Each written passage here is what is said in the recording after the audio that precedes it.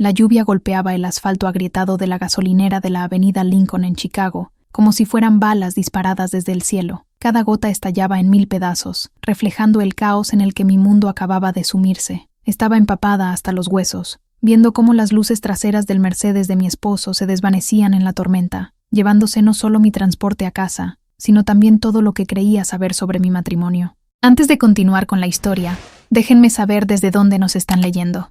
Y si esta historia los toca, no olviden suscribirse, porque mañana tengo algo muy especial preparado para ustedes. 20 minutos antes, Daniel Torres me había mirado a los ojos y me dijo: Laura, creo que necesitamos un poco de espacio. Esto ya no está funcionando. Luego, se subió a su auto y se fue, dejándome varada a 50 kilómetros de casa, con solo mi bolso, mi identificación, un paraguas roto y la devastadora certeza de que el hombre al que había amado durante 9 años me había descartado como si fuera un periódico viejo. Pero lo que Daniel no sabía, lo que nadie en su arrogante familia sabía, era que Laura Mendoza no era la esposa indefensa que todos creían, y la llamada que estaba a punto de hacer iba a cambiarlo todo. Las luces fluorescentes de la tienda de conveniencia de la gasolinera zumbaban como avispas furiosas, mientras me quedaba parada en la entrada, goteando agua y tratando de procesar lo que acababa de pasar. Mi celular mostraba 15 llamadas perdidas de mi trabajo, 2 mensajes de mi hermana Valeria preguntándome si estaba bien, y absolutamente nada de mi esposo de 9 años, quien me había abandonado en medio de una tormenta. Señora, ¿está bien? El joven detrás del mostrador parecía preocupado, probablemente preguntándose si iba a ensuciar su piso recién trapeado o si tendría un colapso en el pasillo de los snacks. Estoy bien, logré decir, aunque mi voz sonaba vacía incluso para mí. Solo espero a que la lluvia amaine. La verdad era que no tenía a dónde ir ni cómo llegar. Daniel había insistido en que solo necesitábamos un auto para nuestro fin de semana romántico en el condado de Lake. Qué broma tan cruel resultó ser eso. El romanticismo duró exactamente hasta que llegamos a nuestra habitación de hotel y él recibió una llamada de Sofía Ramírez, su supuesta socia de negocios en Torres Construcciones. Debía haber sospechado algo cuando empezó a tomar esas llamadas en el baño, hablando en susurros sobre fechas límite de proyectos y reuniones urgentes con clientes a las 10 de la noche de un viernes. Debía haber confiado en mi instinto cuando lo vi borrar mensajes de texto más rápido que un adolescente ocultando algo de sus padres. Pero había sido ingenua, tontamente optimista, pensando que este fin de semana podría cerrar la brecha que se había abierto entre nosotros. En cambio, terminó con Daniel anunciando durante una cena en un restaurante de carnes sobrevalorado que nuestro matrimonio ya no era sostenible y que necesitaba libertad para perseguir nuevas oportunidades. Lenguaje corporativo para decir que quería acostarse con su socia sin la molestia de los trámites de un divorcio. Pero lo peor no fue el abandono, aunque eso dolió como sal en una herida abierta. Fue la crueldad casual de todo el asunto, la forma en que terminó su filete, pagó la cuenta y luego me informó que podía arreglármelas para volver a casa, porque tenía compromisos previos esa noche. Cuando le señalé que estábamos a 50 kilómetros de casa en medio de una tormenta, simplemente se encogió de hombros y dijo: «Hay una gasolinera al otro lado de la calle. Puedes llamar a alguien». ¿Alguien? Como si tuviera una red de personas esperando a rescatarme del abandono de mi esposo. Como si el aislamiento que se había colado en nuestro matrimonio durante los últimos 2 años no me hubiera alejado sistemáticamente de la mayoría de mis amigos y mi sistema de apoyo. Daniel había sido sutil, por supuesto. Era demasiado inteligente para prohibirme ver a la gente directamente. En cambio, siempre era un momento inconveniente. Mis amigos de la universidad querían tomar algo. Daniel ya había reservado una cena. Mi hermana Valeria me invitó al cumpleaños de su hija. Daniel tenía una emergencia con un cliente que requería mi apoyo. Poco a poco, mi círculo social se redujo hasta consistir básicamente en la familia de Daniel, sus socios de negocios y alguna conversación ocasional con los vecinos. Ahora, parada en una gasolinera a las 9:30 de un viernes por la noche, me di cuenta de lo efectivamente que me habían aislado. Mi hermana Valeria vivía a 3 horas, trabajando turnos nocturnos en un hospital. Mi mejor amiga de la universidad, Carla, se había mudado a Denver el año pasado. Mis padres estaban en un crucero por el Caribe, probablemente dormidos e inalcanzables. Revisé los contactos en mi celular buscando a alguien que pudiera ayudarme, y sentí un nudo familiar de ansiedad en el estómago. Esta era exactamente el tipo de situación que Daniel siempre había manejado, haciéndome sentir agradecida e indefensa al mismo tiempo. ¿Problemas con el auto? Daniel llamaba a su mecánico. ¿Perdida en un lugar desconocido? Daniel navegaba. ¿Emergencia en el trabajo? Daniel sabía exactamente qué hacer. Pero ahora Daniel era la emergencia, y no estaba por ninguna parte. La lluvia seguía golpeando el tejado metálico de la gasolinera, creando un tamborileo que parecía resonar con los latidos de mi corazón. A través de las ventanas empañadas por la lluvia, veía a otros viajeros corriendo entre sus autos y la tienda, todos enfocados en llegar a donde debían ir. Todos menos yo, al parecer. Abrí la aplicación del banco en mi celular, esperando contra toda esperanza poder pagar un taxi o un servicio de transporte para los 50 kilómetros hasta casa. Lo que vi me heló la sangre. Nuestra cuenta conjunta, que esa mañana tenía casi $4,000, ahora mostraba un saldo de $52,17. Mis manos temblaron mientras revisaba las transacciones recientes. Un retiro de $3,500 en un cajero automático en el centro de Chicago a las 5:12 de la tarde, justo cuando Daniel se había excusado para hacer una llamada rápida de negocios, mientras yo me hacía la manicura para nuestra cena romántica. Había vaciado nuestra cuenta antes de abandonarme.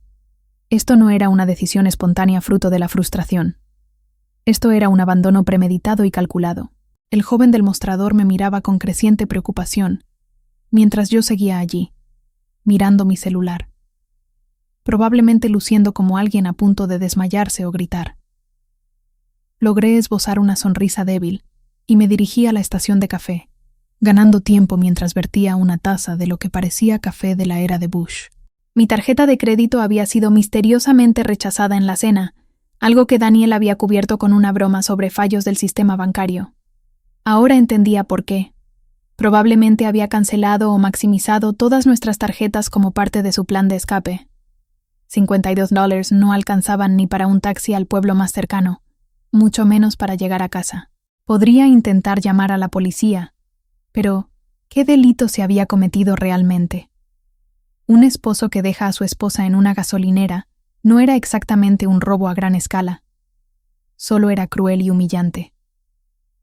Pensé en mi abuela, Rosa Mendoza, quien crió a 4 hijos sola después de que mi abuelo muriera en un accidente automovilístico.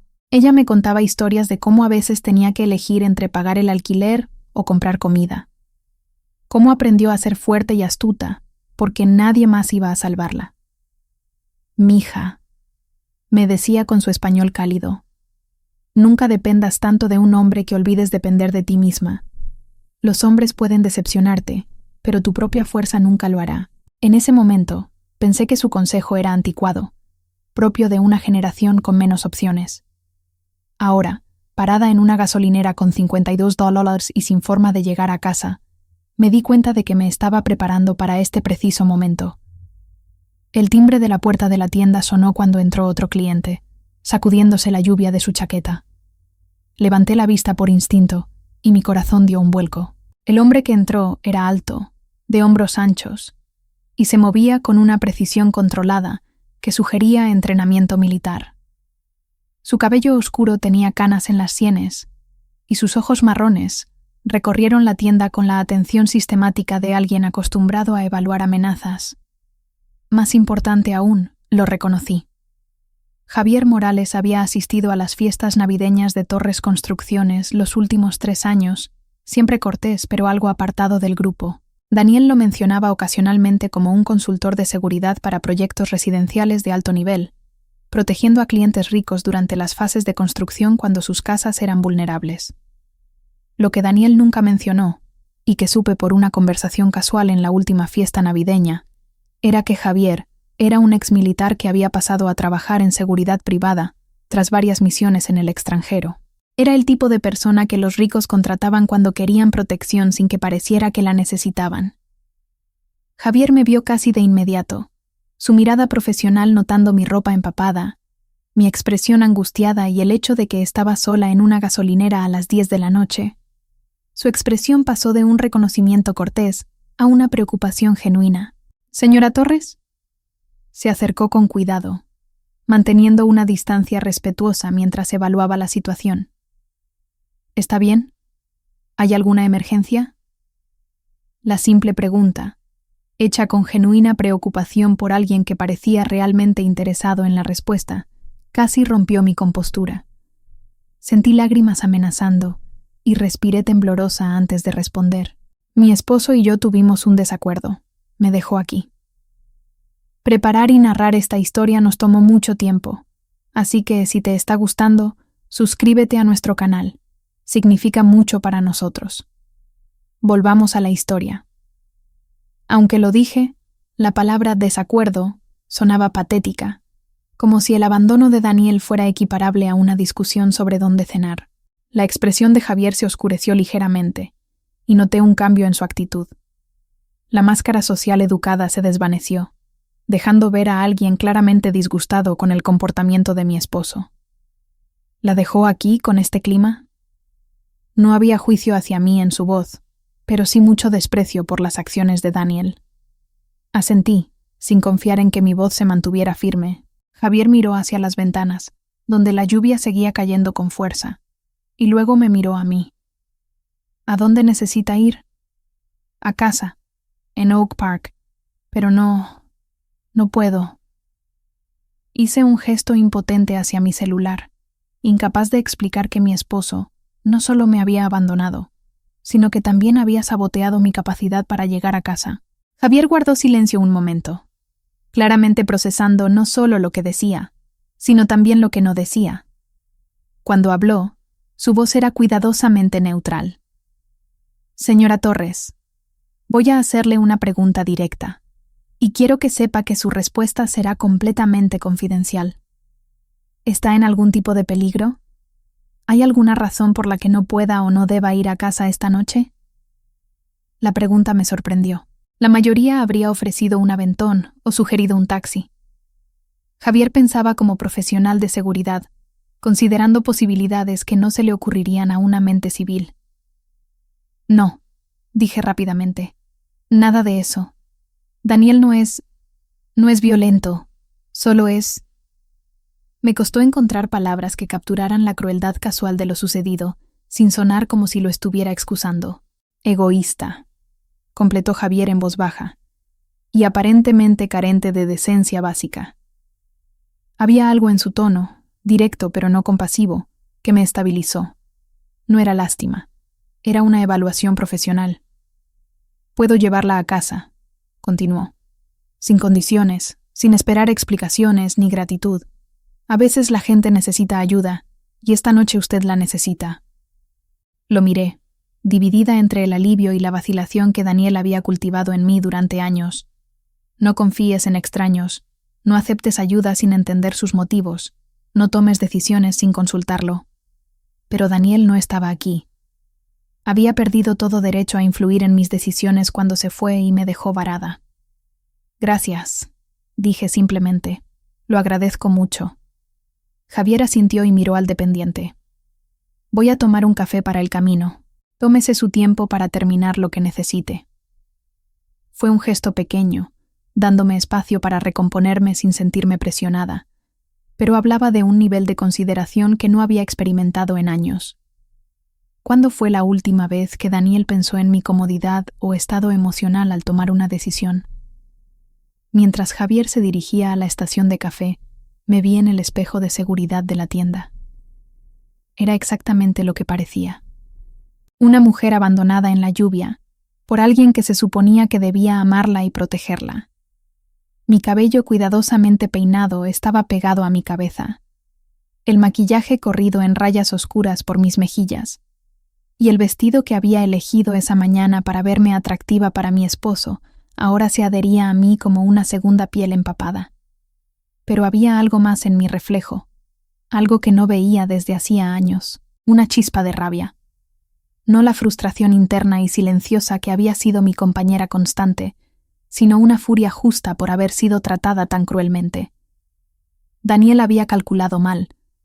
Pensó que abandonarme me dejaría indefensa y desesperada, probablemente esperando que regresara rogándole y prometiendo ser más complaciente. En cambio, me había dado algo que no tenía desde hacía años: claridad. Por primera vez en nuestro matrimonio, tomé una decisión completamente para mí, sin considerar la opinión, la aprobación o la conveniencia de Daniel. Y esa decisión fue aceptar la ayuda de alguien que la ofrecía libremente, sin condiciones ni expectativas. Javier regresó con 2 tazas de café, ofreciéndome una con la misma competencia casual con la que parecía manejar todo. ¿Lista? Asentí, y salimos nuevamente a la tormenta.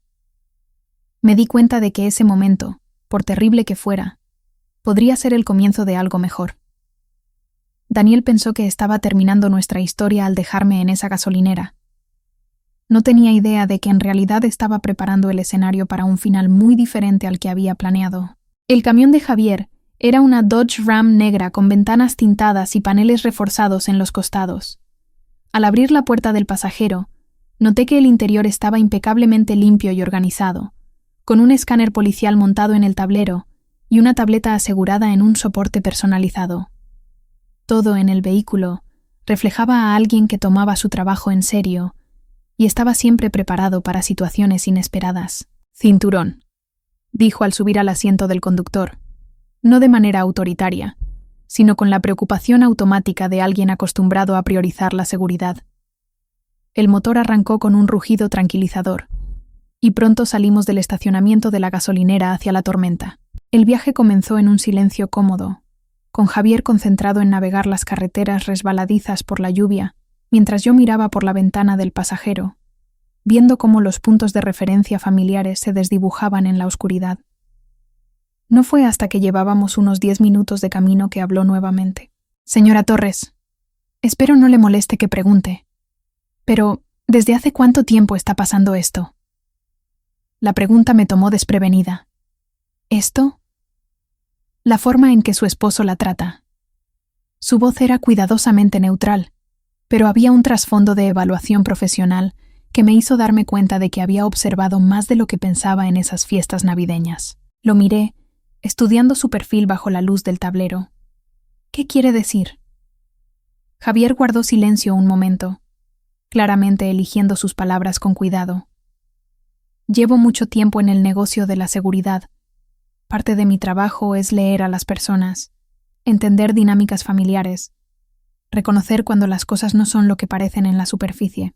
Me miró brevemente antes de volver la vista a la carretera. Su esposo tiene un patrón de comportamiento preocupante. ¿Preocupante cómo?, pregunté, aunque una parte de mí ya sabía lo que iba a decir. Tácticas de aislamiento, mecanismos de control, la forma en que se posiciona como la solución a problemas que él mismo crea. La voz de Javier seguía siendo profesional, pero se percibía su desaprobación. En la fiesta navideña del año pasado, lo vi interrumpirla cada vez que empezaba a hablar con alguien nuevo. Luego, desviaba la conversación hacia él o la alejaba de quien estuviera hablando con usted. La observación me golpeó como un puñetazo, porque era completamente cierta. Nunca había notado el patrón antes, pero ahora que Javier lo señalaba, podía recordar docenas de ocasiones en las que Daniel había hecho exactamente eso. También tiene la costumbre de minar su confianza, continuó Javier. Comentarios pequeños que parecen de apoyo, pero que en realidad erosionan su sentido de competencia. Lo escuché decirle a 3 personas diferentes en esa fiesta que usted era demasiado confiada y que necesitaba que él cuidara de las cosas por usted. Lo miré, atónita. Esas conversaciones habían ocurrido, pero yo estaba al otro lado de la sala, hablando con otros invitados. Que Javier hubiera notado eso, que hubiera reconocido el patrón, me hizo sentir expuesta y validada al mismo tiempo. Estaba observándome, dije, no con acusación, sino con curiosidad. Javier asintió sin vergüenza. Parte de mi trabajo es evaluar amenazas. Eso incluye identificar situaciones domésticas que podrían convertirse en preocupaciones de seguridad para mis clientes. Hizo una pausa y luego añadió en voz más baja. Pero también fue algo personal. Me recordó a mi hermana, antes de que recibiera la ayuda que necesitaba para salir de su matrimonio abusivo. La palabra abusivo flotó entre nosotros como un cable eléctrico. Quise protestar, explicar que Daniel nunca me había golpeado ni amenazado con violencia física, pero al abrir la boca para defenderlo, me di cuenta de que no podía defender su comportamiento de esa noche. Abandonar a tu esposa a 50 kilómetros de casa en una tormenta no era exactamente la acción de un esposo amoroso y solidario. No es violento, logré decir finalmente. El abuso no tiene que ser físico para ser devastador, respondió Javier suavemente. El control financiero, la manipulación emocional, el aislamiento de tus redes de apoyo, pueden ser tan dañinos como la violencia física, a veces más, porque son más difíciles de reconocer y de entender para los demás. Condujimos en silencio varios minutos más mientras procesaba sus palabras. La lluvia había amainado un poco, pero los limpiaparabrisas seguían su ritmo constante, marcando los segundos mientras intentaba reconciliar esta nueva perspectiva con la narrativa que me había estado contando sobre mi matrimonio. Javier, dije finalmente, ¿puedo preguntarte algo? Por supuesto. ¿Por qué me estás diciendo esto? Apenas me conoces, y esto no es realmente asunto tuyo. Se quedó en silencio tanto tiempo que pensé que no respondería. Cuando habló, su voz había perdido algo de su neutralidad profesional. Hace 3 años, mi hermana me llamó desde una gasolinera a las 2 de la madrugada. Su esposo la había dejado allí tras una discusión, llevándose su bolso, sus llaves, su celular. Llamó desde un teléfono público, llorando tan fuerte que apenas podía entenderla. Sus manos se tensaron ligeramente en el volante. Conduje 4 horas para recogerla, y en el camino a casa me dijo que fue la primera vez que se dio cuenta de que lo que le estaba pasando no era normal, que ser abandonada así no era algo que mereciera. La similitud era tan evidente que me dejó sin aliento. ¿Qué pasó con ella? Presentó una demanda de divorcio 6 meses después. Tomó otro año finalizarlo porque él peleó por todo. Intentó decir que ella era mentalmente inestable. Quiso poner a sus hijos en su contra. Pero lo logró. Ahora está casada con alguien que la trata como pareja, no como posesión. Me imaginé esa vida. Una relación en la que las decisiones se tomaban juntos, donde los problemas se resolvían en equipo, en lugar de ser controlados por una sola persona. Después de 9 años con Daniel, parecía una fantasía. Señora Torres, dijo Javier mientras tomábamos la carretera hacia Oak Park, voy a decir algo que podría sonar presuntuoso, pero quiero que sepa que lo digo desde la experiencia, no desde el juicio. Asentí para que continuara. Pase lo que pase, decida lo que decida sobre su matrimonio, debe empezar a protegerse financieramente y legalmente. Los hombres como su esposo no abandonan a sus esposas por un capricho. Lo planean, y si es capaz de dejarla en una tormenta, probablemente esté dispuesto a hacer cosas peores durante un proceso de divorcio. La palabra divorcio me heló la sangre, más allá de la ropa empapada. Era la primera vez que alguien la pronunciaba en voz alta, haciéndola real en lugar de una posibilidad terrible en el fondo de mi mente. No sé nada de divorcios, admití. Ni siquiera sé por dónde empezar. Empiece por documentarlo todo, dijo Javier con firmeza. El abandono de esta noche, el sabotaje financiero, cualquier otro incidente que recuerde. Consiga copias de todos sus documentos importantes, abra una cuenta bancaria a la que él no tenga acceso y hable con un abogado. No puedo pagar un abogado, vació nuestra cuenta. Javier me miró con algo que podría ser aprobación. Ya está pensando con más claridad que la mayoría en su situación.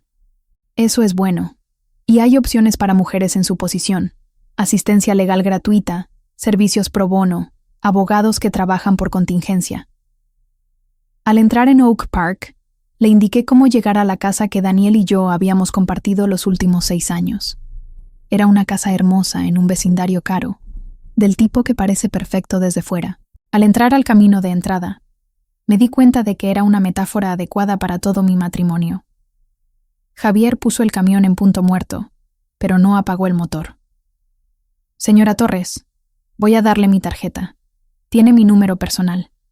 Si alguna vez se encuentra en una situación en la que necesite ayuda inmediata, de día o de noche, llámeme. Sin preguntas, sin explicaciones. Sacó una tarjeta negra sencilla con letras blancas. Javier Morales, Consultoría de Seguridad, seguido de un número de teléfono y un correo electrónico. No puedo pagarle, dije, tomando la tarjeta, pero sintiendo la obligación de ser honesta sobre mi situación financiera. No le estoy pidiendo que me pague. Considérelo un cortesía profesional. Su expresión era seria, pero amable. Y señora Torres, lo que pasó esta noche no fue su culpa. Los hombres que abandonan a sus esposas en tormentas no lo hacen porque sus esposas no fueron suficientes.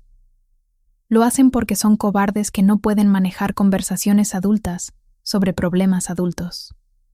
Sentí lágrimas asomándose de nuevo, pero esta vez no eran solo de tristeza. Había alivio mezclado, el alivio profundo de que alguien reconociera que lo que me había pasado estaba mal, que no lo merecía. Gracias, dije, sintiéndolo más de lo que había sentido nada en años. Por el aventón, por escuchar, por... Hice un gesto impotente, incapaz de articular cuánto había significado su amabilidad. Por tratarla como un ser humano que merece respeto básico. Javier preguntó con una leve sonrisa. Eso no debería ser notable, pero entiendo por qué lo parece. Bajé del camión y corrí bajo la lluvia hacia la puerta principal, buscando mis llaves en el bolso. Al abrir la puerta y entrar, me giré para despedirme. Pero Javier seguía en el camino de entrada, claramente esperando a asegurarse de que entrara sin problemas. Fue un gesto pequeño, pero reflejaba un nivel de consideración que se sentía casi extraño después de años de indiferencia casual de Daniel. La casa estaba oscura y vacía, exactamente como la dejamos esa mañana cuando partimos para nuestro fallido fin de semana romántico. Encendí las luces mientras recorría las habitaciones, notando detalles que antes no había registrado. Lo poco que había de mis pertenencias personales en las áreas comunes, como todas las obras de arte y decoraciones, reflejaban los gustos de Daniel, cómo la casa parecía más un escaparate que un hogar. En nuestro dormitorio, me quité los zapatos mojados y comencé a desprenderme el vestido empapado, cuando noté que el lado de Daniel del armario estaba casi vacío. Sus trajes favoritos habían desaparecido, junto con su colección de relojes caros y la bolsa de viaje de cuero que usaba para sus viajes de negocios. Esto no había sido una decisión impulsiva tomada en un arranque de ira. Había estado planeando su partida, probablemente durante semanas. Me senté pesadamente en el borde de la cama, con la tarjeta de Javier aún en la mano, e intenté procesar la magnitud de lo sucedido. Daniel no solo me había abandonado esa noche, había estado preparando sistemáticamente el abandono de nuestro matrimonio, mientras me hacía creer que estábamos trabajando en nuestra relación. El fin de semana romántico había sido una trampa, una forma conveniente de sacarme de la ciudad mientras él terminaba sus preparativos. La discusión en la cena había sido orquestada para darle una excusa para dejarme varada mientras él comenzaba su nueva vida con Sofía.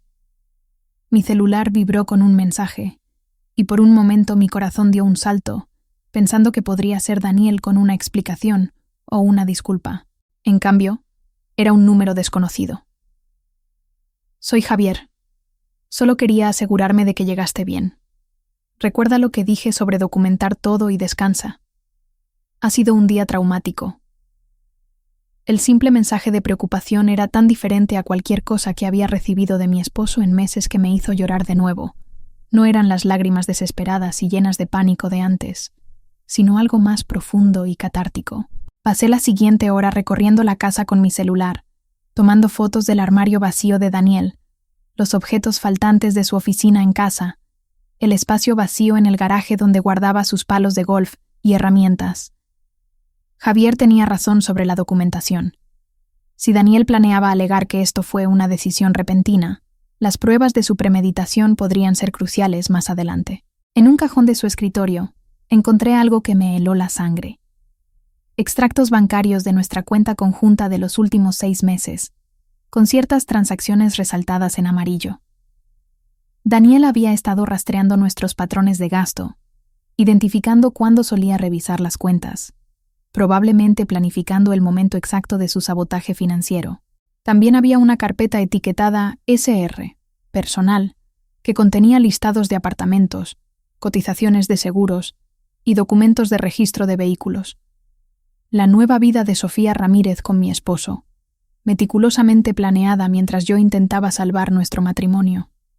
Lo más cruel fue encontrar un borrador de correo electrónico en la papelera de su computadora, aparentemente destinado a mí, pero nunca enviado. Era clínico y frío, detallando su decisión de seguir otras oportunidades y sugiriendo que considerara esto una oportunidad para mi crecimiento personal e independencia. No había mención de amor perdido, ni remordimientos, ni reconocimiento de que 9 años de matrimonio merecían algo más que una notificación de despido estilo corporativo. Pero había algo más en ese correo que llamó mi atención. Una referencia a ajustes financieros necesarios para asegurar una separación limpia. Daniel no solo me estaba dejando, planeaba dejarme sin nada. Capturé todo lo que pude, enviando las imágenes a una nueva cuenta de Gmail que creé específicamente para documentar lo que Javier había llamado mi caso. Me sentía extraña al pensar en mi matrimonio como un caso, pero empezaba a entender que eso era exactamente lo que iba a hacer. Alrededor de la medianoche, el agotamiento superó la adrenalina, y me metí en la cama con una camiseta vieja de la universidad. Las sábanas olían al perfume de Daniel, un aroma que antes me resultaba reconfortante, pero ahora parecía empalagoso y opresivo. Tomé nota mental de lavar todo al día siguiente, de empezar a reclamar este espacio como mío. Mientras yacía en la oscuridad, escuchando la lluvia que finalmente cedía afuera, pensé en la hermana de Javier, llamándolo desde un teléfono público a las 2 de la madrugada. Pensé en todas las mujeres que se habían encontrado varadas, abandonadas, traicionadas por hombres en quienes confiaban su corazón y su futuro. Pero también pensé en el hecho de que Javier condujo 4 horas para ayudar a su hermana, que esa noche había conducido 50 kilómetros para ayudarme, que había personas en el mundo que creían que las mujeres merecíamos algo mejor que el abandono y la crueldad. Por primera vez en años, me dormí pensando no en qué había hecho mal o cómo podría arreglar mi matrimonio, sino en qué iba a hacer a continuación. Daniel pensó que me había dejado sin nada, pero en realidad me había dado algo invaluable: claridad sobre quién era realmente, y más importante aún, quién podía llegar a ser sin él. Lo último que recordé antes de que el sueño me venciera fue la voz de Javier diciendo: «A veces la gente necesita ayuda, y esta noche tú la necesitas». Mañana iba a empezar a ayudarme a mí misma. La mañana del sábado llegó con un sol brillante que entraba por las ventanas del dormitorio, como si la tormenta hubiera lavado algo más que la humedad del día anterior. Desperté con una claridad que no había sentido en años, mi mente ya corriendo con las tareas que debía realizar. La niebla emocional que había caracterizado los últimos años de mi matrimonio parecía haberse disipado, reemplazada por un enfoque nítido que me sorprendió. Mi primera llamada fue a Carla Vega, mi antigua compañera de cuarto en la universidad, ahora abogada de familia en el centro de Chicago. Habíamos mantenido contacto esporádico a lo largo de los años, con tarjetas navideñas y algún comentario en redes sociales, pero nunca la había contactado profesionalmente. Ahora, marcando su número a las 8:00 de la mañana de un sábado, me sentía desesperada y determinada a la vez. ¿Laura Mendoza? La voz de Carla era cálida pero curiosa al contestar. ¡Qué sorpresa tan agradable! ¿Cómo estás? No muy bien, Carla. Necesito asesoría legal, y la necesito rápido. Mi esposo me abandonó anoche, vació nuestras cuentas bancarias, y creo que lleva meses planeando dejarme mientras fingía trabajar en nuestro matrimonio. El silencio al otro lado duró solo unos segundos, antes de que la voz de Carla volviera, ahora aguda y profesional. ¿Estás en peligro físico inmediato? No, nada de eso.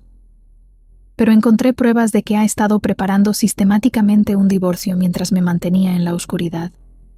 Bien, lo primero es lo primero. ¿Estás en tu casa ahora mismo? Sí. Perfecto. No te muevas. Voy para allá. Esta conversación tiene que ser en persona, y necesitamos asegurar algunas cosas antes de que él regrese e intente llevarse lo que dejó. Carla llegó 1 hora después, luciendo como la exitosa abogada que era, incluso en ropa casual de fin de semana, jeans de diseño y un blazer. Traía un maletín de cuero y una tableta, y su expresión era completamente profesional cuando la dejé entrar. «Muéstrame todo», dijo sin preámbulos. Durante las siguientes 2 horas, le mostré a Carla las pruebas que había encontrado: el armario vacío, los objetos personales faltantes, los registros financieros que mostraban meses de planificación, el borrador del correo electrónico que detallaba su estrategia para dejarme sin nada. Carla fotografió todo, tomó notas detalladas y hizo preguntas que ni siquiera se me habían ocurrido. «Laura, esto es en realidad una buena noticia», dijo mientras revisábamos los documentos en la mesa de la cocina. «¿Buena noticia?». La miré incrédula. «¿Cómo es esto buena noticia?». «Porque tu esposo cometió un error crítico. Documentó su premeditación. En Illinois, el matrimonio es una sociedad, y los socios no pueden preparar un divorcio en secreto mientras engañan a su cónyuge sobre sus intenciones. Lo que ha hecho se llama disipación de activos maritales, y es motivo para que sea financieramente responsable de mucho más de lo que probablemente imagina». Carla abrió su tableta y me mostró un esquema de las leyes de propiedad comunitaria de Illinois. Todo lo adquirido durante el matrimonio les pertenece a ambos por igual. Eso incluye sus intereses comerciales, sus cuentas de jubilación, cualquier compra de propiedades y, sí, cualquier dinero que haya escondido o gastado preparando su salida. Pero vació nuestras cuentas. Tengo $52. Eso fue ilegal. Un cónyuge no puede vaciar cuentas conjuntas sin el conocimiento o consentimiento del otro, especialmente no cuando planea un divorcio. Vamos a recuperar ese dinero, más daños. La sonrisa de Carla era afilada y confiada. Confía en mí. He manejado docenas de casos como este.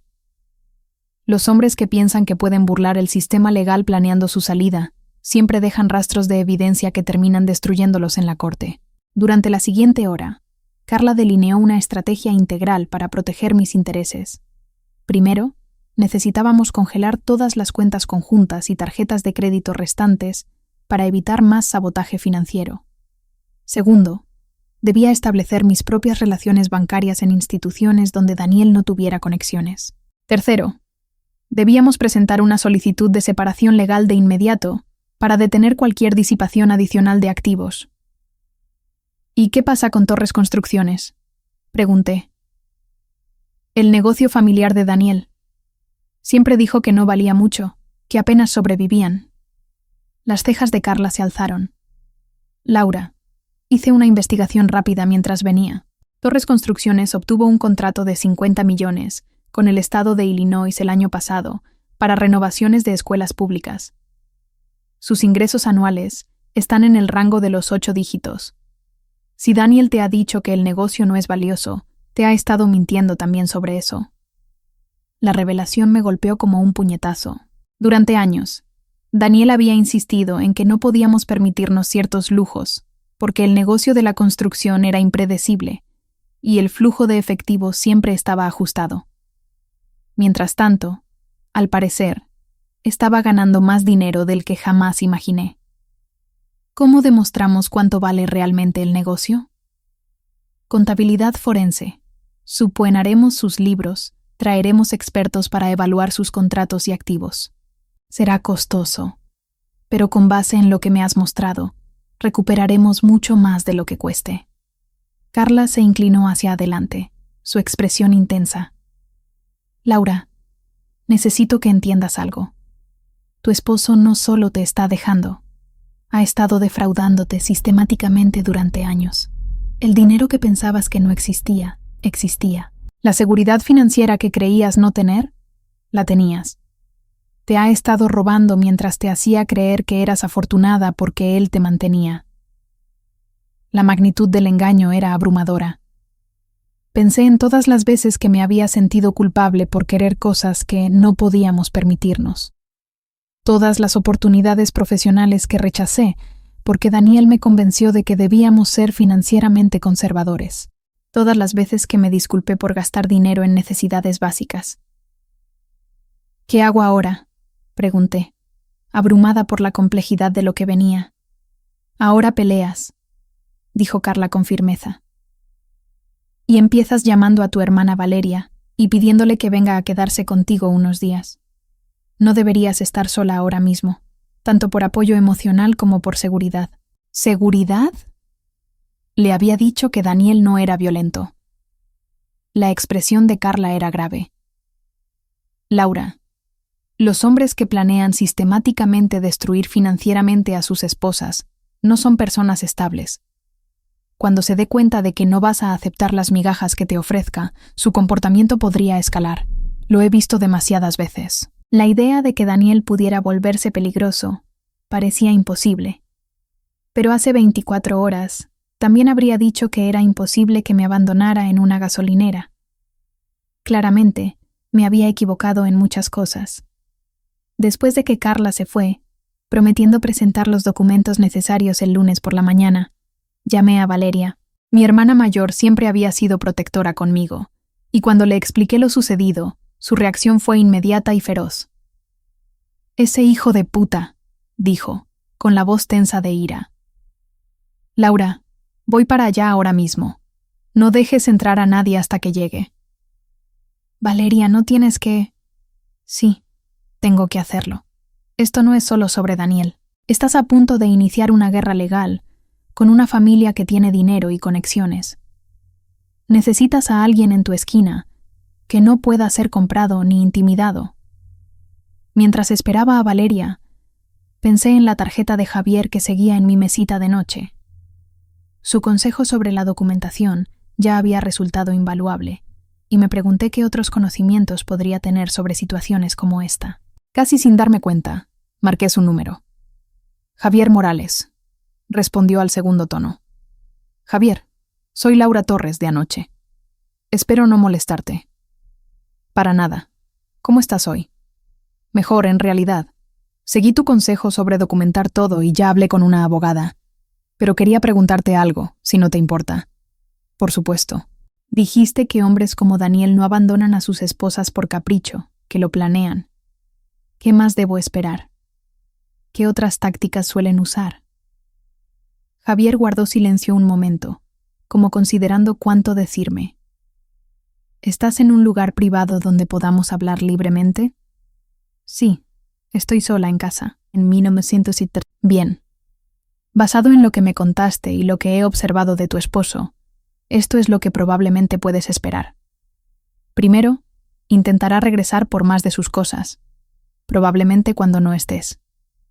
Segundo, intentará poner a amigos y familiares en común en tu contra, controlando la narrativa sobre por qué terminó su matrimonio. Tercero, intentará hacerte sentir loca, negando cosas que realmente pasaron o diciendo que las recuerdas mal. Cada predicción se sentía como un punto en un manual que nunca quise leer. ¿Cómo sabes todo esto? Porque lo he visto docenas de veces. El abuso narcisista sigue patrones predecibles. El abandono de anoche fue diseñado para quebrarte emocionalmente y hacerte lo suficientemente desesperada como para aceptar cualquier cosa que él ofrezca. Cuando eso no funciona, escalan a otras tácticas. Mi abogada cree que podría volverse peligroso. Tu abogada es inteligente. No digo que se vuelva físicamente violento, pero deberías estar preparada para esa posibilidad. Es más probable que intente sabotear tu auto, tu crédito, tu reputación, cualquier cosa que pueda usar para mantener el control. La conversación continuó durante otros 20 minutos, con Javier detallando medidas prácticas de seguridad. Cambiar las cerraduras de inmediato, instalar cámaras de seguridad, variar mis rutinas, confiar en mis instintos si algo parecía mal. ¿Puedo preguntarte algo personal?, dije. Claro. ¿Por qué me estás ayudando? Quiero decir, realmente. Apenas me conoces. Se quedó en silencio un momento largo. Señora Torres, en mi trabajo veo a muchas personas con poder y a muchas sin él. La mayoría de las veces, los que tienen poder lo usan responsablemente, pero a veces lo usan para lastimar a quienes no pueden defenderse. Cuando veo eso, tengo una opción: mirar hacia otro lado o nivelar el terreno de juego. ¿Y estás nivelando el terreno para mí? Te estoy ofreciendo lo mismo que le ofrecería a cualquier persona en tu situación: información, recursos y apoyo si lo necesitas. Lo que hagas con eso depende completamente de ti. Después de colgar, me quedé sentada en la cocina, mirando el teléfono y maravillándome por la diferencia entre el enfoque de Javier y todo lo que había experimentado con Daniel. Javier ofrecía ayuda sin condiciones, compartía información sin esperar nada a cambio y respetaba mi autonomía mientras me brindaba apoyo. Era un modelo completamente diferente de cómo los hombres podían interactuar con las mujeres, y me hizo darme cuenta de lo disfuncional que había sido mi matrimonio. Valeria llegó esa tarde con 2 maletas y una expresión sombría. Mi hermana, de 1,80 metros y hombros anchos por años de trabajo en el hospital, había heredado los instintos protectores de nuestro padre cuando se trataba de la familia. Me miró y me envolvió en un abrazo de oso que casi me hizo llorar de nuevo. «Te ves cansada, pequeña», dijo, usando mi apodo de la infancia. «Pero también te ves más fuerte de lo que esperaba». «Me siento más fuerte», admití. «Enfadada, pero más fuerte». «Bien. La rabia es útil si la canalizas correctamente. Ahora muéstrame qué hizo ese imbécil». Le mostré a Valeria las mismas pruebas que le había mostrado a Carla, viendo cómo su expresión se oscurecía con cada revelación. Cuando terminé, se quedó en silencio varios minutos, procesando lo que había aprendido. «Laura, tengo que preguntarte algo, y no quiero que lo tomes a mal, pero ¿cómo no viste esto venir? Algunas de estas señales parecen bastante obvias desde fuera». Era una pregunta justa, una que me había estado haciendo desde la noche anterior, porque pasó poco a poco, y porque él era muy bueno haciéndome dudar de mis propias percepciones. Cada vez que cuestionaba algo, tenía una explicación razonable. Cada vez que me sentía incómoda con su comportamiento, me hacía sentir que estaba siendo paranoica o demasiado sensible. Valeria asintió lentamente. Gaslighting clásico. Lo veo a veces con pacientes en relaciones abusivas. El abusador socava sistemáticamente la confianza de la víctima en su propio juicio hasta que se vuelve completamente dependiente de la versión de la realidad del abusador. «No soy una víctima», dije, más bruscamente de lo que pretendía. «No, ya no lo eres. Pero estabas siendo victimizada, y hay una diferencia. Reconocer lo que te pasó no te hace débil, te hace informada». Esa noche pedimos pizza y nos sentamos en la sala, planeando mis próximos pasos inmediatos. Valeria se quedaría toda la semana para ayudarme a lidiar con cualquier caos que pudiera causar el regreso de Daniel. Carla presentaría los documentos de separación legal el lunes por la mañana y comenzaría el proceso de congelar el acceso de Daniel a los activos maritales. Yo empezaría a buscar un apartamento propio, en un lugar que Daniel no conociera, donde pudiera reconstruir mi vida en mis propios términos. «¿Y qué hay de tu trabajo?», preguntó Valeria. Había estado trabajando medio tiempo como diseñadora gráfica independiente, principalmente para pequeños negocios locales, pero mis ingresos eran irregulares y lejos de ser suficientes para mantenerme. Tendré que reconstruir mi base de clientes. Daniel me desanimó a tomar proyectos más grandes porque decía que eran demasiado estresantes y quitaban tiempo a nuestro matrimonio. Pero soy buena en lo que hago. Puedo hacer que funcione. Por supuesto que puedes. Eres una Mendoza. No nos rendimos y no dejamos que nadie nos mantenga abajo.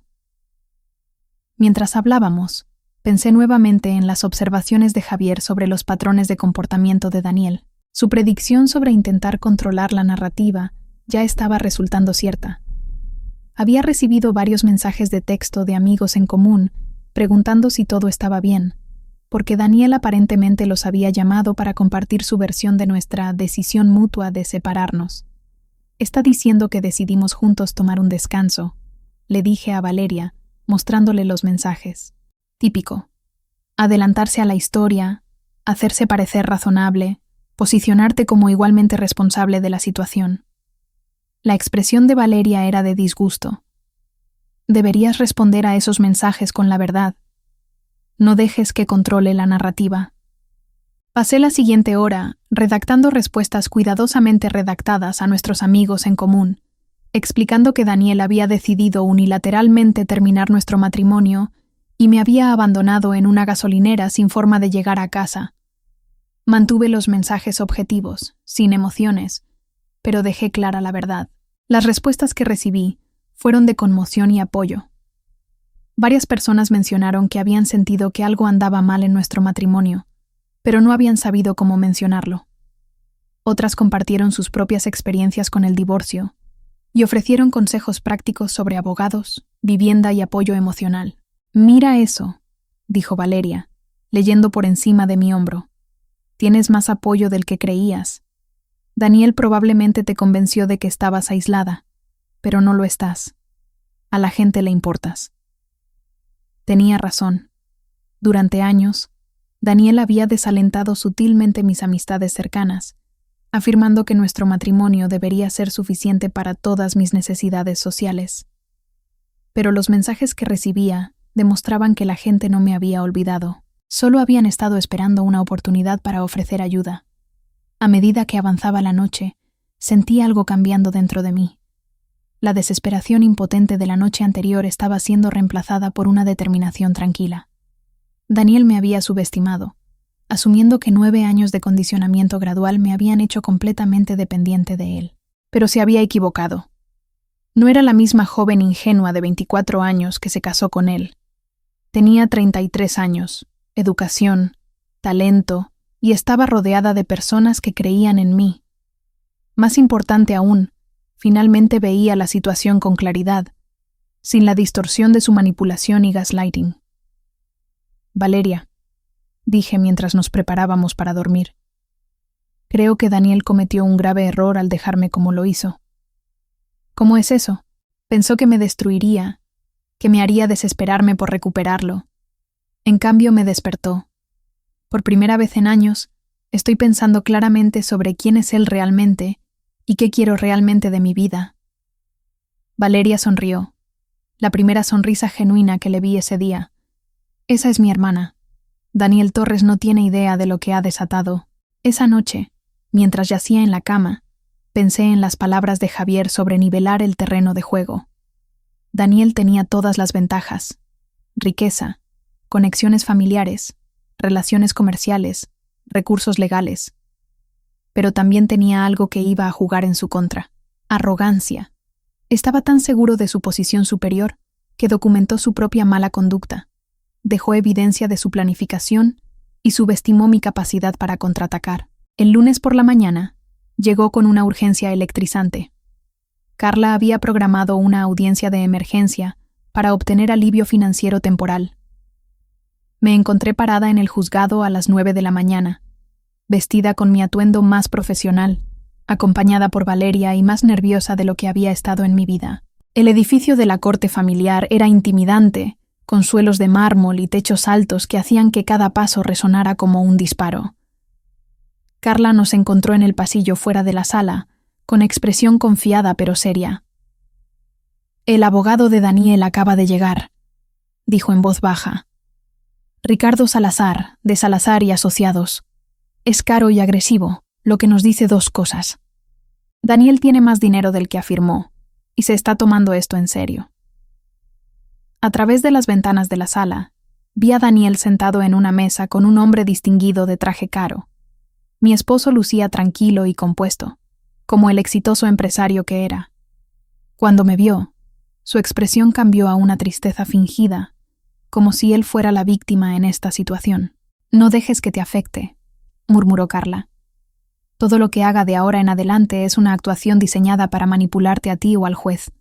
Mantente enfocada en los hechos». La audiencia fue diferente a todo lo que había imaginado. La jueza Clara Ramírez, una mujer severa de unos 50 años, claramente no tenía paciencia para dramatismos. Escuchó a Carla presentar nuestras pruebas de sabotaje financiero y disipación de activos con atención aguda, haciendo preguntas puntuales que sugerían que había visto casos similares antes. El abogado de Daniel, Salazar, intentó presentar la situación como una separación mutua en la que ambas partes tenían acceso a los fondos maritales.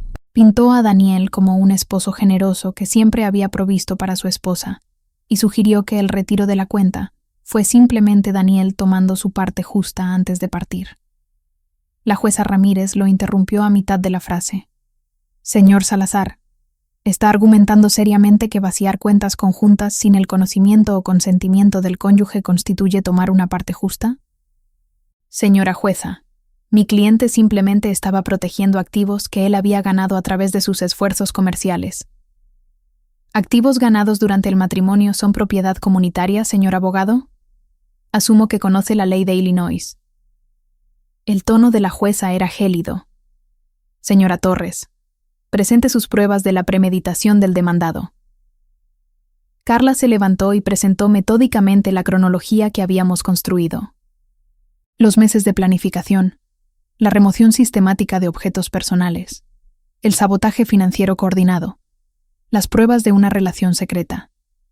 Reprodujo fragmentos de mensajes de voz que Daniel había dejado durante los últimos 6 meses, afirmando estar trabajando hasta tarde, pero el ruido de fondo sugería que estaba en restaurantes o eventos sociales. La prueba más contundente fue el borrador del correo electrónico que el experto forense de Carla recuperó de la computadora de Daniel. Leerlo en voz alta en el ambiente estéril de la sala, con su lenguaje clínico sobre ajustes necesarios y separación limpia, hizo que Daniel pareciera un ejecutivo corporativo despidiendo un departamento en lugar de un esposo terminando un matrimonio. «Señor Torres», dijo la jueza Ramírez, dirigiéndose directamente a Daniel, ¿retiró o no retiró aproximadamente $3,500 de cuentas conjuntas el viernes por la noche y luego abandonó a su esposa en una gasolinera a 50 kilómetros de su hogar? El abogado de Daniel intentó objetar, pero la jueza levantó la mano. «Quiero escuchar directamente a su cliente, señor abogado». Daniel se puso de pie, y por un momento vi un destello del encanto que me había atraído hacia él. «Señora jueza, mi esposa y yo hemos tenido dificultades durante meses. Sentí que algo de tiempo separado sería beneficioso para ambos, para evaluar nuestra relación. Los arreglos financieros fueron solo consideraciones prácticas». «Señor Torres, esa no fue mi pregunta. ¿Retiró o no $3,500 el viernes por la noche y luego abandonó a su esposa en una gasolinera en el condado de Lake?» La pregunta directa pareció desconcertar a Daniel. Lo vi calcular su respuesta, probablemente sopesando los riesgos de mentir frente a una jueza contra el daño de admitir la verdad. «Retiré fondos de nuestra cuenta, sí, y mi esposa y yo tuvimos un desacuerdo que resultó en que ella necesitara transporte alternativo a casa». «¿Transporte alternativo?», repitió la jueza Ramírez, con un tono cargado de escepticismo. «¿En una gasolinera, en una tormenta, a 50 kilómetros de casa, después de que usted le quitó el acceso a los fondos maritales?» El silencio que siguió fue ensordecedor. El abogado de Daniel tomaba notas furiosamente, probablemente calculando cuánto control de daño sería necesario después de esta audiencia. La decisión de la jueza Ramírez fue rápida y contundente. Todos los activos maritales restantes debían congelarse de inmediato, pendiente de una contabilidad forense completa. Daniel fue ordenado a devolver los fondos retirados en un plazo de 72 horas y se le prohibió disponer de cualquier propiedad marital sin la aprobación del tribunal. Se me otorgó el uso exclusivo de la casa en Oak Park y se me concedió una manutención temporal de $5,000 al mes. Lo más importante, la jueza ordenó procedimientos de descubrimiento inmediato para Torres Construcciones, incluyendo registros financieros completos, contratos y acuerdos de asociación de los últimos 5 años. Al salir del juzgado, me sentía simultáneamente victoriosa y aterrorizada. Daniel parecía genuinamente sorprendido por las órdenes de la jueza, como si hubiera esperado que la reputación de su abogado y su propio encanto le salvaran el día.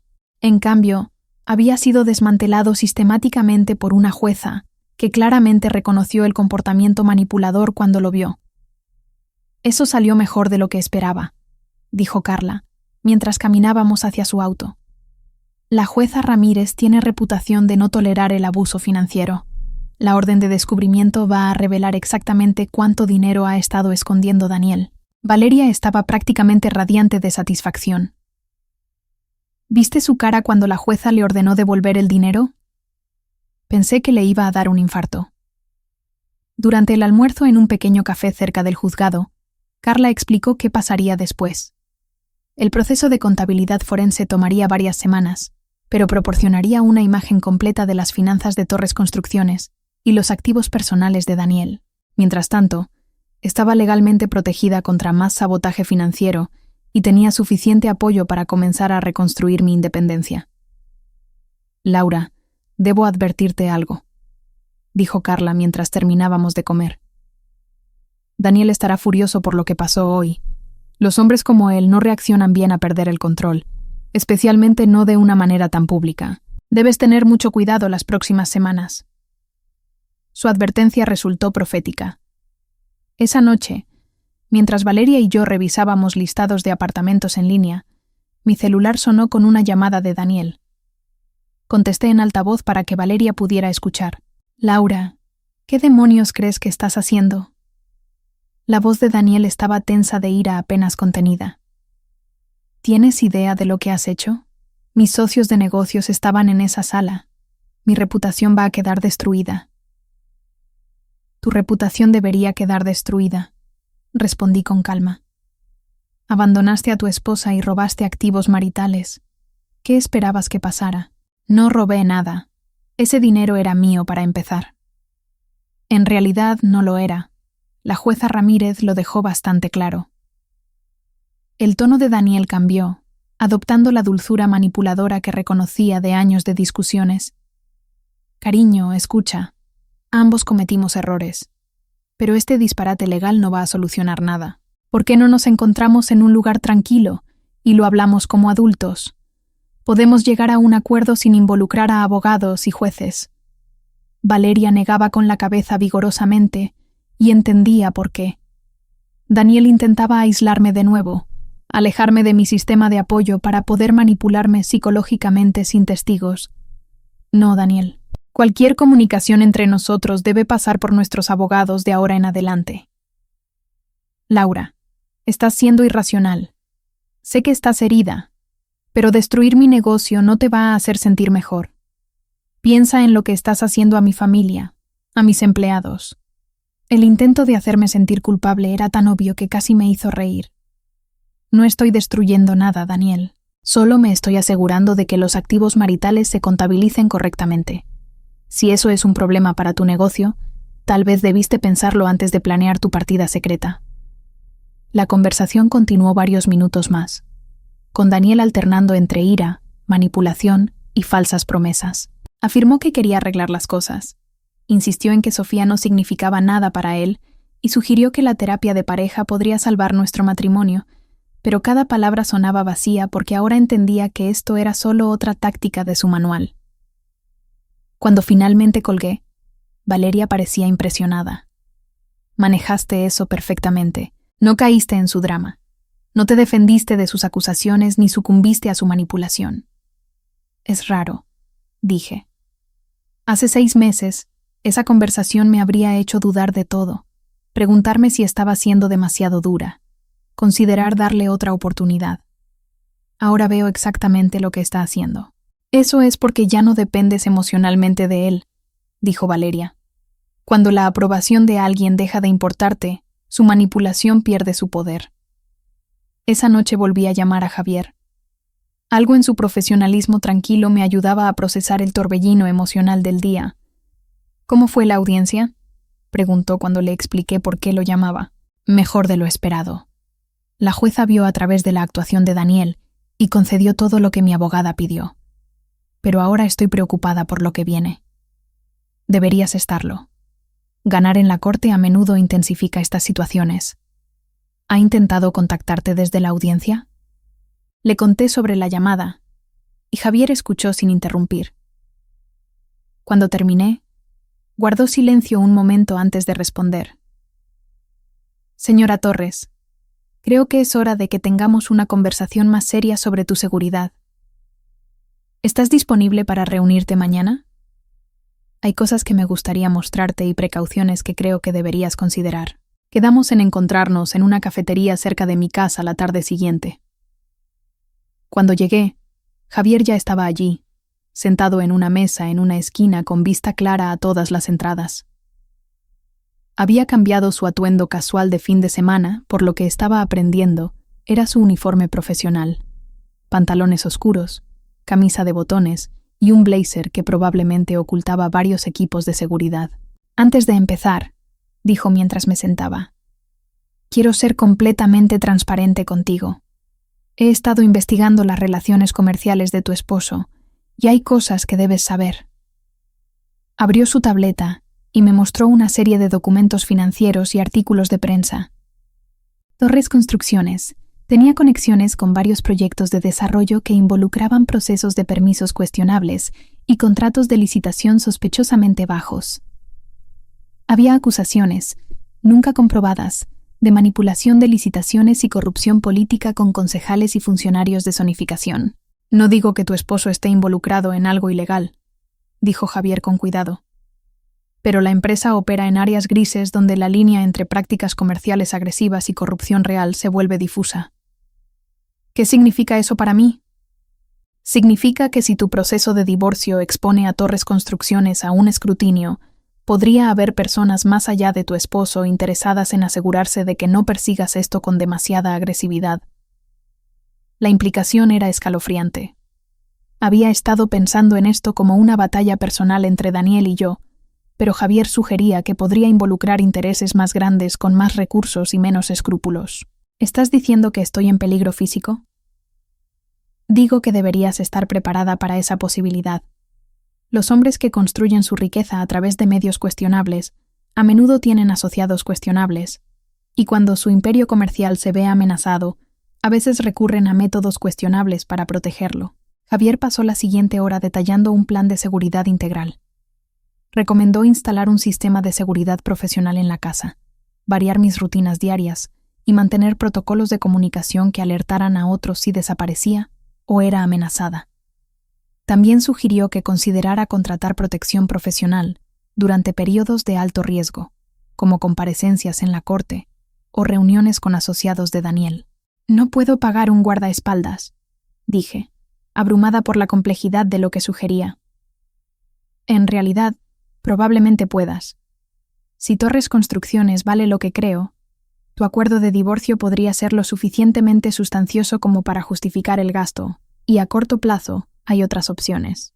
Explicó que ocasionalmente trabajaba con otros profesionales de seguridad que ofrecían servicios a escala variable para mujeres en situaciones domésticas peligrosas. También había precedentes legales para que un tribunal ordenara a una de las partes en un divorcio pagar los gastos de seguridad de la otra si había amenazas involucradas. Javier, ¿puedo preguntarte algo y quiero que seas honesto? Por supuesto. ¿Estás tratando de asustarme para que te contrate? ¿Es esto una especie de estrategia de ventas elaborada? Su expresión era seria pero no ofendida. Señora Torres, si quisiera tu negocio, te daría un folleto brillante y una lista de referencias. No te advertiría sobre los posibles asociados peligrosos de tu esposo. Te digo esto porque hace 3 años mi hermana ignoró advertencias similares sobre las conexiones de su exesposo y terminó necesitando protección policial durante 6 meses. La sinceridad en su voz me convenció de que era genuino. ¿Qué le pasó? Los socios comerciales de su exesposo decidieron que su acuerdo de divorcio generaría demasiada exposición financiera para sus operaciones. Intentaron presionarla para que aceptara un acuerdo mínimo, dejando claro que perseguir sus derechos legales podría ser peligroso para su salud. Contrató profesionales, documentó las amenazas y terminó con un acuerdo aún mayor, además de cargos criminales contra los hombres que la amenazaron. Pero tomó coraje y recursos a los que no todos tienen acceso. Hablamos durante otra hora sobre medidas prácticas de seguridad y señales de advertencia a las que debía estar atenta. Javier me dio un pequeño dispositivo que parecía un llavero de auto, pero en realidad era un botón de pánico conectado a un servicio de monitoreo. Si lo presionaba, alertaría inmediatamente a los servicios de emergencia y a varios contactos de seguridad privada sobre mi ubicación. Una cosa más, dijo Javier mientras nos preparábamos para irnos. Tu esposo va a intentar negociar contigo directamente, probablemente a través de amigos o familiares en común, que te presionarán para que seas razonable y evites una batalla legal complicada. No lo hagas. Cualquier acuerdo que te ofrezca en privado será una fracción de lo que te corresponde legalmente. Esa noche, mientras Valeria y yo cocinábamos la cena, sonó el timbre. A través de la mirilla, vi a Elena Torres, la madre de Daniel, parada en el porche con una expresión preocupada.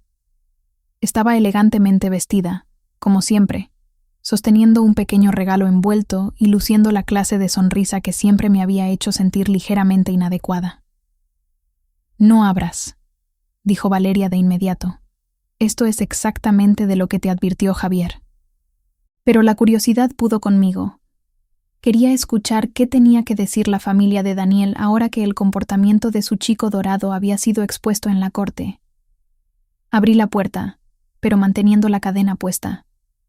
«Laura, querida», dijo Elena con su voz cuidadosamente modulada. «Esperaba que pudiéramos hablar. Te traje esas galletas que tanto te gustan». «Hola, Elena. Aprecio el gesto, pero mi abogada me ha aconsejado no discutir el divorcio con la familia de Daniel». «Oh, esto no es sobre el divorcio, querida. Es sobre la familia.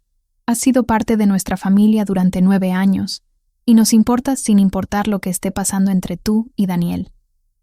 Era una apertura magistral, diseñada para apelar a mis emociones y sortear mis defensas racionales. Hace 6 meses, probablemente habría funcionado. Ahora, habiendo aprendido a reconocer tácticas de manipulación, veía exactamente lo que estaba haciendo.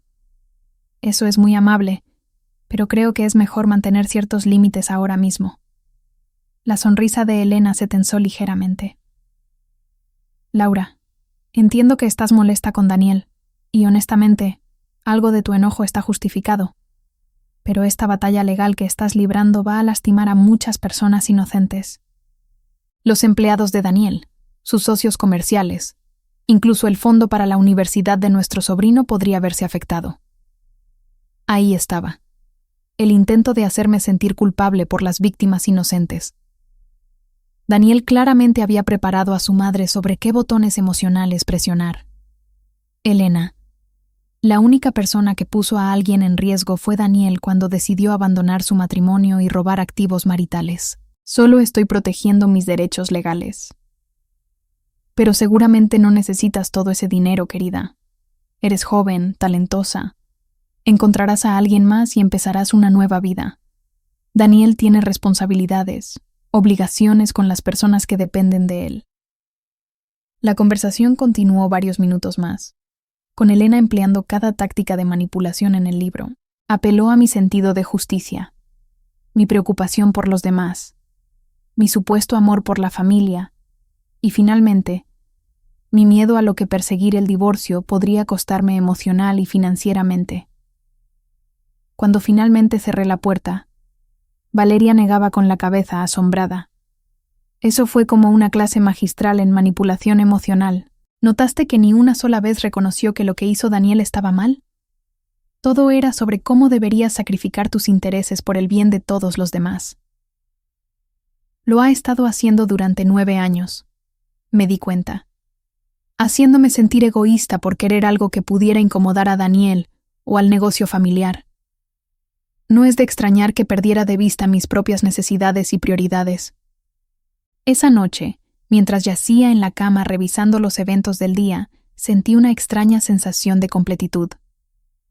Las personas que consideraba mi familia se habían revelado exactamente como Javier y Carla habían predicho. Un equipo coordinado trabajando para proteger sus intereses a mi costa. Pero también sentía algo más: determinación. Daniel y su familia me habían subestimado, asumiendo que 9 años de condicionamiento me habían hecho permanentemente complaciente. Estaban a punto de descubrir cuán equivocados estaban. Los resultados de la contabilidad forense llegaron un jueves por la mañana, 3 semanas después, entregados por Carla en persona, quien quería ver mi reacción. Extendió los documentos sobre la mesa de la cocina con la satisfacción de una detective que acaba de resolver un caso complicado. «Laura, siéntate antes de leer esto», dijo, con los ojos brillantes de anticipación. Porque lo que descubrimos va a cambiarlo todo. Los números eran impresionantes. Torres Construcciones no solo era rentable, era obscenamente rico. Activos ocultos, cuentas en el extranjero, propiedades inmobiliarias y carteras de inversión valuadas en más de 15 millones. El patrimonio personal de Daniel ascendía a casi 5 millones, ninguno de los cuales había sido revelado durante nuestro matrimonio. Ha estado viviendo como un empresario de clase media mientras acumulaba una fortuna, explicó Carla, señalando extractos de cuentas y escrituras de propiedades. Mira esto, una casa en Colorado comprada en efectivo hace 2 años. Este condominio en Miami, comprado a través de una empresa fantasma que él controla. Ha estado ocultando activos sistemáticamente mientras te convencía de que el dinero era escaso. Pero la revelación más impactante aún estaba por venir. El contador forense había descubierto pruebas de que Daniel había estado planeando su partida durante más de 2 años. No solo los meses que yo sospechaba. Los registros bancarios mostraban transferencias regulares a cuentas secretas, compras de inversiones que excluían mi nombre a pesar de ser compradas con fondos maritales, e incluso un auto de lujo registrado a una empresa que Sofía Ramírez había incorporado 6 meses antes. «Laura, esto no es solo fraude de divorcio», dijo Carla, con la voz tensa de ira. «Es abuso financiero criminal a gran escala. Daniel te ha estado robando durante años mientras te hacía creer que apenas sobrevivían». La carpeta de pruebas contenía fotos de propiedades que nunca había visto, estados de cuentas de inversiones que desconocía y registros financieros que mostraban un estilo de vida que Daniel había estado viviendo sin mí. Restaurantes caros, hoteles de lujo, compras de joyas que no eran regalos para mí. Había estado viviendo una doble vida financiada con dinero que legalmente nos pertenecía a ambos. «¿Qué significa esto para el divorcio?», pregunté, aún intentando procesar la magnitud de su engaño. «Significa que serás muy rica cuando esto termine. Las leyes de propiedad comunitaria de Illinois son claras. La mitad de todo lo adquirido durante el matrimonio es tuyo, incluidos los activos que intentó ocultar. Estamos hablando de un acuerdo de millones, más daños por fraude financiero». En los días siguientes, las implicaciones del descubrimiento comenzaron a desplegarse. El abogado de Daniel solicitó una reunión de emergencia, sugiriendo que su cliente estaba interesado en negociar un acuerdo. Traducción. Daniel se había dado cuenta de que sus activos ocultos ya no lo estaban y quería minimizar el daño. La reunión estaba programada para el lunes siguiente, en la firma de abogados de Carla, una oficina elegante en el centro que exudaba competencia profesional. Cuando Daniel entró con su abogado, parecía haber envejecido años en las últimas semanas. El confiado empresario de nuestra audiencia en el juzgado había sido reemplazado por alguien que claramente entendía que estaba acorralado. «Laura», dijo mientras tomábamos asiento en la mesa de conferencias, «creo que podemos resolver esta situación de manera amistosa si la abordamos razonablemente». Era exactamente el tipo de apertura manipuladora que Javier me había advertido, diseñada para enmarcar cualquier demanda que yo hiciera como irrazonable en comparación con su supuesta oferta generosa. «Te escucho», dije simplemente, sin ofrecer ninguna reacción emocional que pudiera manipular. El abogado de Daniel, Salazar, presentó su propuesta de acuerdo con toda la gravedad teatral que pudo reunir. Daniel devolvería los $3,500 que había retirado, más $60,000 como gesto de buena fe. Yo recibiría la casa en Oak Park y un pago único de $250,000. A cambio, firmaría un acuerdo de confidencialidad integral y renunciaría a cualquier reclamo futuro contra Torres Construcciones o sus activos. El silencio que siguió fue ensordecedor. Carla parecía estar conteniendo la risa, mientras yo sentía una ira fría creciendo en mi pecho. «¿Me estás ofreciendo $250,000?» dije lentamente, «mientras estás sentado sobre activos que valen más de 15 millones? «Laura, tienes que entender», dijo Daniel, inclinándose hacia adelante con sinceridad fingida. «La mayoría de esos activos están atados a operaciones comerciales. No son líquidos, y la empresa tiene obligaciones, empleados que dependen de sus trabajos. La misma empresa que ha estado generando millones en ganancias mientras me convencías de que no podíamos permitirnos unas vacaciones decentes». La fachada de Daniel comenzó a desmoronarse. Mira, trabajé duro para construir ese negocio. Merezco beneficiarme de mis esfuerzos. Con dinero que legalmente nos pertenece a ambos, intervino Carla. Señor Torres, su cliente parece estar confundido sobre la ley de Illinois. La señora Mendoza tiene derecho a la mitad de todos los activos maritales, sin importar si él cree que los merece. Lo que siguió fueron 2 horas de tácticas de negociación cada vez más desesperadas por parte de Daniel. Cuestionaron la validez de la contabilidad forense. Sugirieron que los activos ocultos eran propiedades prematrimoniales a pesar de pruebas claras en contrario, e incluso insinuaron que yo estaba siendo codiciosa al buscar mi parte legal. Laura, dijo Daniel durante un receso en las negociaciones, acercándose mientras los abogados revisaban documentos. Esto no eres tú. No eres vengativa ni ambiciosa. ¿Por qué dejas que estos abogados te conviertan en alguien que no eres? Era un ejemplo tan perfecto de su manipulación que casi sentí admiración por su habilidad. Reformular mi búsqueda de justicia como venganza. Sugerir que defender mis derechos me hacía indigna. Implicar que sus abogados eran corruptos mientras los míos eran depredadores. Daniel, dije con calma, la persona en la que me estoy convirtiendo es alguien que no acepta que le mientan, le roben o la abandonen en gasolineras.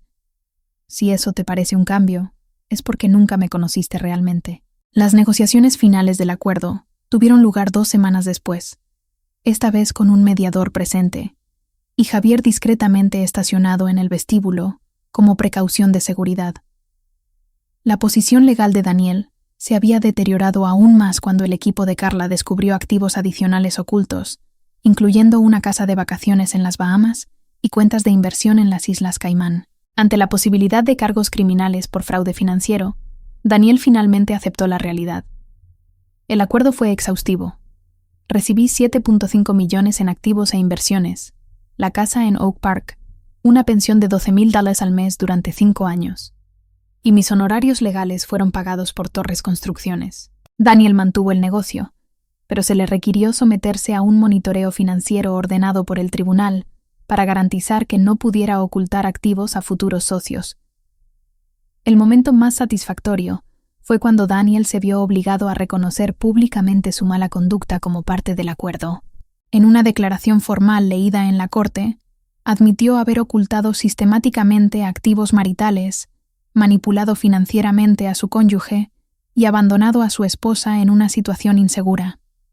Era el tipo de rendición de cuentas pública que había evadido toda su vida.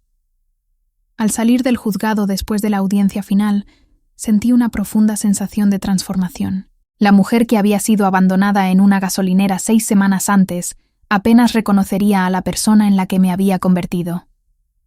Era financieramente segura, legalmente vindicada y, lo más importante, completamente libre de la manipulación psicológica de Daniel. ¿Cómo se siente?, preguntó Carla mientras estábamos en las escaleras del juzgado bajo la luz del sol de la tarde. Como despertar de un sueño muy largo y muy malo, dije. Sigo esperando que alguien me diga que no es real, que no tengo derecho a vivir mi propia vida en mis propios términos. Javier, que había asistido a la audiencia como mi consultor de seguridad, se acercó con una expresión satisfecha. Señora Mendoza, dijo, usando mi apellido de soltera, que había recuperado legalmente como parte del acuerdo, creo que es la primera vez que veo un caso en el que la justicia se sirve tan completamente. Es justicia solo porque tuve ayuda, respondí.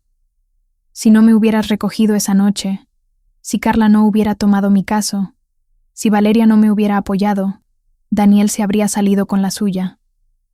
Tal vez, dijo Javier. Pero la fuerza para contraatacar, el coraje para rechazar su manipulación, la determinación para seguir adelante, todo eso vino de ti. Nosotros solo proporcionamos algunas herramientas y orientación. Esa noche, mientras Valeria y yo celebrábamos en el restaurante italiano, el ambiente era cálido y lleno de esperanza, como si cada risa compartida marcara un paso más hacia mi nueva vida. El vino tinto brillaba en nuestras copas, y la conversación fluía entre planes prácticos y sueños largamente olvidados. Por primera vez en años, me sentía libre de imaginar un futuro que no estuviera limitado por las expectativas o manipulaciones de Daniel. Entonces, ¿qué sigue, Laura?, preguntó Valeria, inclinándose hacia adelante con una sonrisa pícara. ¿Vas a viajar por el mundo, abrir tu propio estudio de diseño gráfico, o tal vez encontrar un nuevo amor? Reí, algo que aún me sorprendía por lo natural que se sentía. Primero, quiero establecer mi propio espacio. Un apartamento en el centro, tal vez cerca de Wicker Park, donde pueda caminar a cafeterías y galerías. Luego, sí, quiero reconstruir mi carrera, pero no solo como freelance. Creo que podría empezar una pequeña agencia, enfocada en ayudar a mujeres emprendedoras con sus marcas. Valeria alzó su copa. Por Laura Mendoza, empresaria y fuerza imparable. Brindamos, y mientras el cristal tintineaba, pensé en lo lejos que había llegado desde esa noche lluviosa en la gasolinera, pero también sabía que el camino por delante no sería fácil.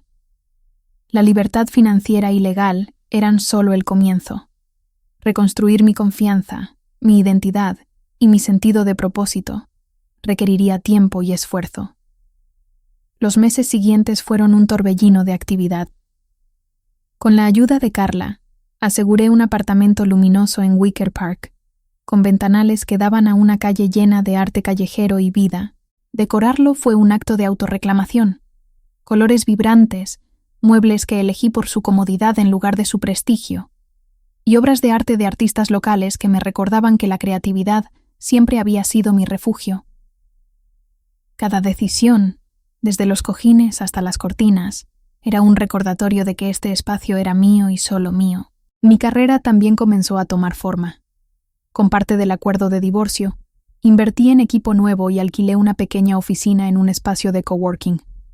Lancé Mendoza Designs, una agencia boutique que ofrecía servicios de branding y marketing digital para mujeres que iniciaban sus propios negocios. Mi primer cliente fue una panadera de Pilsen, que quería expandir su negocio de pasteles tradicionales mexicanos. Ver su rostro iluminarse cuando le mostré el logo que diseñé para ella fue más gratificante que cualquier cheque. Valeria se quedó en Chicago un mes más, ayudándome a asentarme y ofreciendo su apoyo inquebrantable. Antes de regresar a su trabajo en el hospital, me dio un regalo.